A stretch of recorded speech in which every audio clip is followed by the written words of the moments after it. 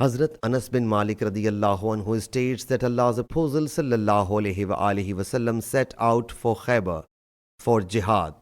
Hazrat Anas radiyallahu anhu says, there we performed the Fajr prayer in darkness.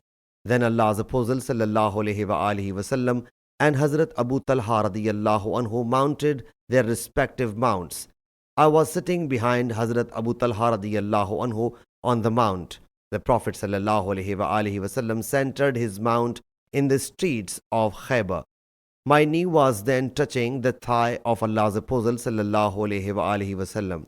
The rapier of Allah's Apostle ﷺ had slipped from his thigh, and so my glance fell on the whiteness of the thigh of Allah's Apostle ﷺ. When he ﷺ entered the town, he ﷺ said, Allah Jalla Jalaluhu is the greatest. Khaybar has become desolate. When we alight in the courtyard of a people, the mourning of the people who have been warned gets spoiled. He sallallahu alaihi wasallam repeated it thrice. Hazrat Anas radiyallahu anhu said, the people were then going to their work. They said, Muhammad and his army have come. We conquered Khaybar by holy war, and the captives were assembled. Hazrat Diya radiyallahu anhu came and submitted.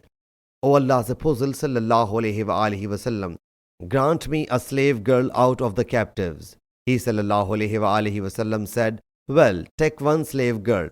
He took Hazrat Safiya, the daughter of Hoy radiyallahu anhu.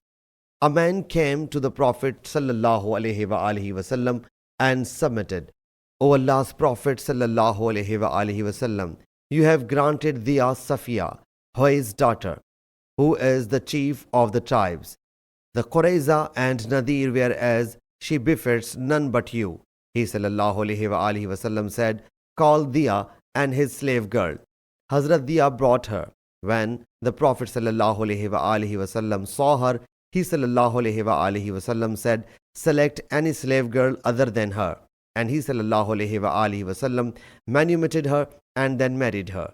Thabit asked Hazrat Anas radiyallahu anhu, O Abu Hamza, how much was Hazrat Safiya's dower? Hazrat Anas radiyallahu anhu said, she was herself. He sallallahu alaihi wasallam manumitted her and married her. Her manumission was her dower. When he sallallahu alaihi wasallam was still on the way, Hazrat Sulaim radiyallahu anha adorned her and sent her to the Prophet sallallahu alaihi wasallam at night.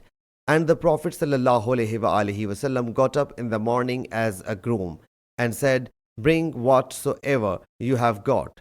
Then a leather meal's mat was spread.